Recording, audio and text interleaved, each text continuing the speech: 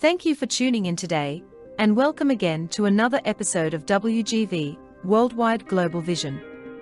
Today we are continuing with part 2 of this news documentary series titled The Earthquake Situation. In part 1, we took a look into the earthquake situation in Turkey and Syria, 2023. And today, in part 2, we are taking a look at the earthquake situation in regards to the controversial question of earthquakes and bombs. Is there a dangerous connection between earthquakes and bombs? Is there any scientific or historical evidence to confirm this speculation? Or is it just another crazy conspiracy theory? When we take a journey through the history pages of geopolitics and wartime strategy, we see that over the last 100 years, there has been several major atomic bomb testings conducted on the land, in the atmosphere, and under the waters of the sea, and under the ground of the earth. This situation forced a major cause for concern in the 1900s. Eventually the world leaders came together in international agreement to sign various monumental treaties to ban underground atomic bomb testings, etc., and to halt the proliferation of nuclear weapons among the nations of the world. We will take a look at all this and more today on W.G.V, Worldwide Global Vision, where we bring you news and visionary documentaries from all around the world, highlighting the various challenges confronting humanity in the pursuit of national and international development and progress. We also look at things through the lenses of geopolitics and through the lens of history, as well as highlighting modern and futuristic developments and possibilities. The earthquake, which took place on February 2023, was a gigantic one. Officially measured at 7.8 magnitude, and impacting vast regions of both Turkey and Syria. It was also followed by more than 2,100 aftershocks. Some of the shock waves was also felt by other countries in the region, as far away as Israel and Lebanon and Cyprus. In addition to the problems caused by the earthquake, at that time, a large winter storm followed along, which dropped a lot of snow on the ruins and caused colder temperatures.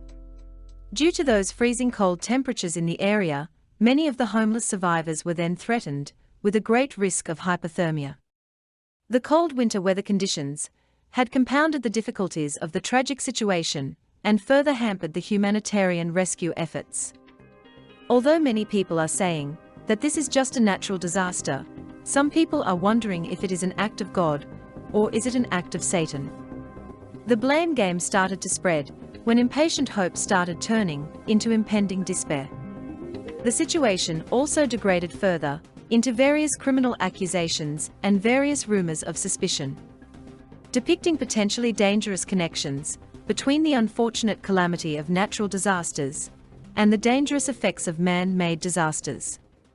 Some people are asking questions of serious concern, pointing to faulty construction of many buildings in the region.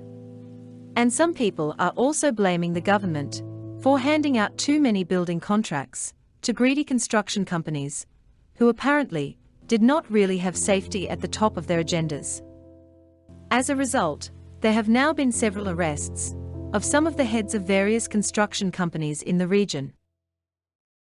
And now, we are arriving at the crucial second part of our narrative concerning the potential dangerous connections between bombs and earthquakes. So buckle up and fasten your seat belts. We are about to take off to go on an epic journey through the recent pages of wartime history, looking through the lens of geopolitics and Cold War strategies.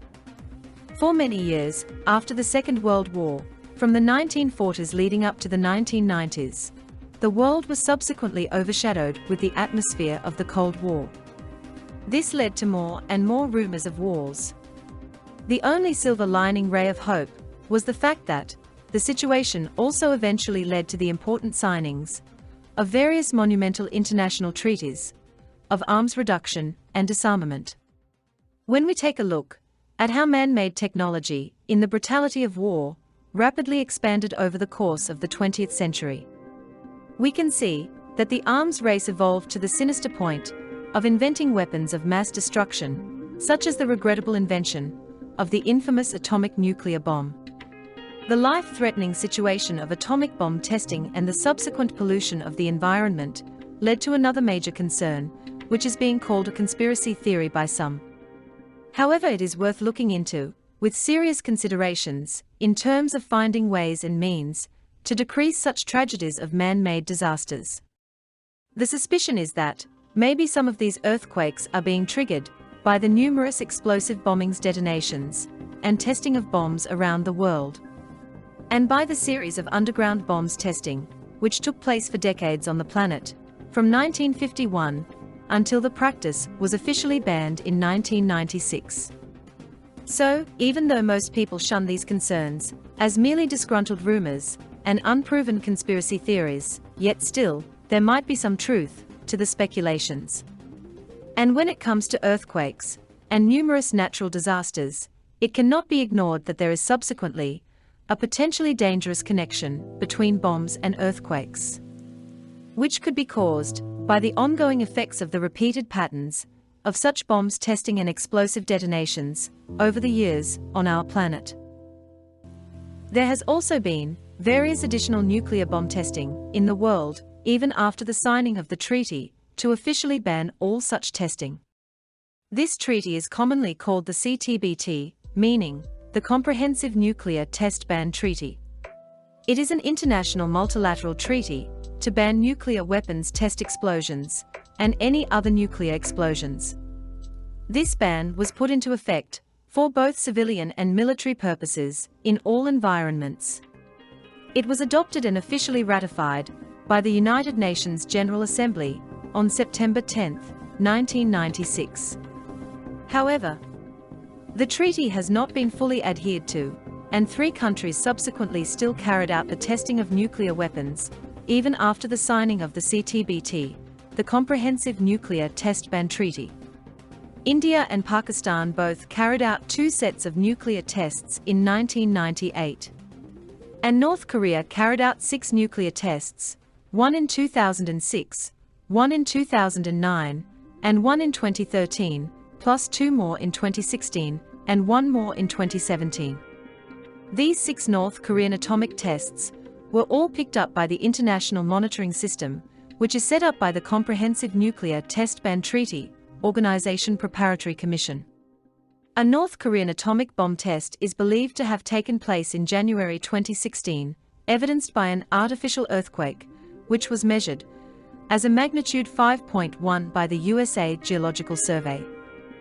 And the first successful North Korean hydrogen bomb test supposedly took place in September 2017. It was estimated to have an explosive yield of 120 kilotons.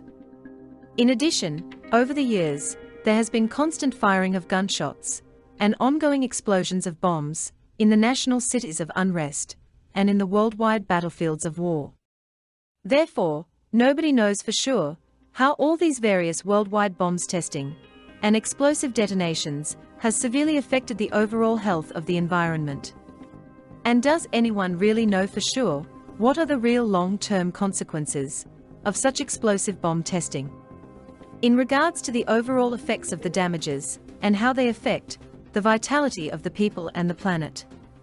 When the Earth is being ravished by various so-called natural disasters, there are lots of blame being thrown around, alongside a lot of rumors of wars, coupled up with various controversial speculations, and numerous imaginative conspiracy theories. It all started almost 100 years ago, in the late 1930s, during the infamous World War II, when the United States and the United Kingdom, plus Canada and France, collaborated together in what was called the Manhattan Project to build a weapon of mass destruction using nuclear fission, also known as an atomic bomb or simply a nuclear bomb. In August 1945, atomic bombings of the Japanese cities of Hiroshima and Nagasaki were conducted by the United States against Japan, close to the end of World War II. To date, this is the only use of nuclear weapons in hostilities. Shortly thereafter, later on in the 1940s, the Soviet Union also started developing their own atomic bomb project. The Geo-1 atomic bomb test by the Soviet Union took place in August 1949. And not long after that, both countries, the USA and the USSR, started developing even more powerful fusion weapons, known as hydrogen bombs. A major fusion bomb test was conducted by the United States of America on November 1, 1952, in what was known as Operation Ivy. This took place on Aleutian Island in the lands of the Marshall Islands, which is located in the western Pacific Ocean, halfway between Hawaii and Australia. Over the decades, several nations have developed and tested atomic bombs. These countries include the United States of America and Russia, plus the United Kingdom, and France, and China. The other countries that possess nuclear weapons are India, and Pakistan, and North Korea. Israel is also generally understood to have nuclear weapons, but does not acknowledge it, maintaining a policy of deliberate ambiguity. One possible motivation for nuclear ambiguity is deterrence, with minimum political cost. In addition, there are also some countries, who are known as NATO members, nuclear weapons sharing states. These include Belgium, Germany, Italy, Netherlands, and Turkey. During the 1950s, Canada also participated in various cooperative steps with the USA in regards to co-hosting and co-facilitating a nuclear weapons program. This joint USA and Canada military operation was set up in 1950 on the east coast of Canada at a place called CFB Goose Bay. This is an important and strategic Canadian Forces base, which is located in Goose Bay, in the province of Newfoundland and Labrador, on the east coast of Canada. In accordance with the Goose Bay Agreement, CFB Goose Bay is operated as an official Air Force base by the Royal Canadian Air Force. It is also used as an aircraft staging location for the U.S. Air Force Strategic Air Command, and also as a transatlantic refueling stop for Canadian commercial aircraft. However, Canada joined the Nuclear Non-Proliferation Treaty in 1970, and over the years, the Canadian government strongly advocates for non-proliferation of nuclear weapons, promoting and encouraging a step-by-step approach to worldwide nuclear disarmament. As a result of this national commitment to nuclear disarmament, since 1984, Canada has not officially maintained and possessed weapons of mass destruction. And in 1998, the Canadian government signed treaties repudiating possession of nuclear weapons. Historically, it must be noted that there are also several countries who formerly possessed nuclear weapons, but eventually gave them up. A significant number of countries have discontinued programs to develop nuclear weapons. These countries include Sweden, South Korea, and Taiwan in the 1970s, plus Argentina and Brazil in the 1980s, and South Africa in the 1990s. South Africa had previously developed nuclear weapons, but eventually, the country disassembled their atomic arsenal before officially joining the Nuclear Non-Proliferation Treaty in July 1991. In addition, the former Soviet republics of Belarus, Kazakhstan, and Ukraine also joined the Nuclear Non-Proliferation Treaty in the early 1990s.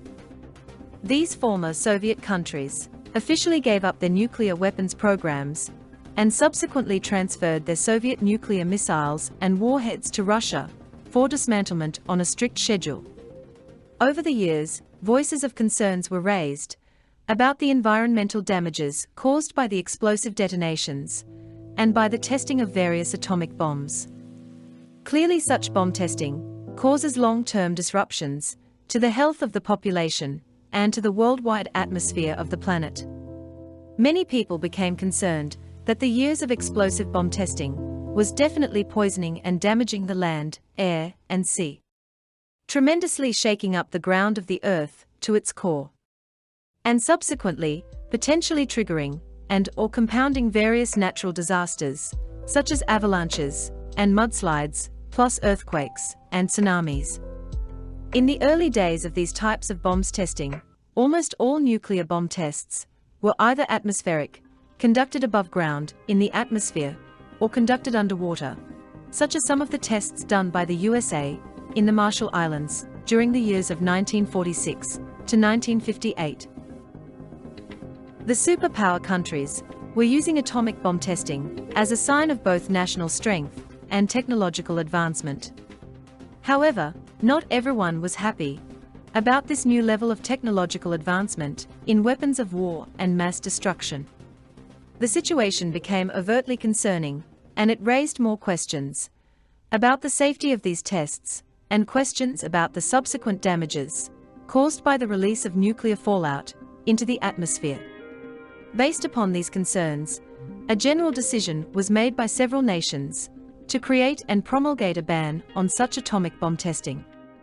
In 1963, all nuclear states and many non-nuclear states worked together and signed the Limited Test Ban Treaty, which pledges to refrain from testing nuclear weapons in the atmosphere or underwater or in outer space. However, it is to be noted that the 1963 Limited Test Ban Treaty still permitted underground testing of nuclear weapons. The Limited Test Ban Treaty was also known officially as the PTBT, meaning the Partial Test Ban Treaty, which was put in place to ban nuclear weapon tests in the atmosphere, in outer space and underwater. Overall, the treaty prohibited all test detonations of nuclear weapons, except for those conducted under the ground of the Earth. As you can see, most notably, at this point in history, in 1963, all forms of nuclear bomb testing in the atmosphere was officially banned on land, air, and sea, except, curiously somehow, the underground bomb testing was still permitted to carry on for decades. This situation further led to the increasing suspicion of a dangerous connection between earthquakes and bombs. And over the years, since 1963, this controversial speculation became a more intriguing and compelling argument. Eventually, the crazy practice of underground atomic bomb testing was officially banned in 1996. This was done in accordance and in agreement with the rules and regulations of the Comprehensive Nuclear Test Ban Treaty, which aims to once and for all prevent further horrendous health damages and to prevent environmental damages which could be caused by nuclear test explosions. The Comprehensive Nuclear Test Ban Treaty also aims to curb the development of new nuclear weapons programs. However, as previously mentioned in this narrative, the Comprehensive Nuclear Test Ban Treaty has not been fully adhered to. Historically, there has been several incidents of various additional nuclear bomb testings in the world, even after the signing of the treaty to officially ban all such testings. Therefore, no one knows for sure the full extent of the environmental damages which has been caused by atomic bomb testings. And no one knows exactly how much the explosive and poisonous detonations has affected the overall health and vitality of the population and the planet. This concludes today's episode of this W.G.V. news documentary titled The Earthquake Situation, Part 2, Earthquakes and Bombs, Is There a Connection? In the next episode, we will take a look at the earthquake situation, Part 3, Natural Disasters, compounded by man-made disasters. It is clear to see that these are all serious issues of major concern for us all on the planet, especially regarding the health and preservation of the children of humanity, and also in regards to the protection and safeguarding of the natural environment. Therefore, we have to continue working steadfastly in international unity to confront the lingering problems of yesterday, which are still affecting us today. And we have to face the challenge to find the ways to make a better tomorrow as we step forward progressively into the future. Thank you for tuning in to W.G.V. Worldwide Global Vision, where we bring you news and visionary documentaries from all around the world, highlighting the various challenges confronting humanity in the pursuit of national and international development and progress. We also look at things through the lenses of geopolitics and through the lens of history, as well as highlighting modern and futuristic developments and possibilities. Please like and comment, share and subscribe, and let us know what do you think of today's topic. What do you think of the controversial speculations surrounding the question of a connection between earthquakes and bombs? Is it just another far-fetched conspiracy theory?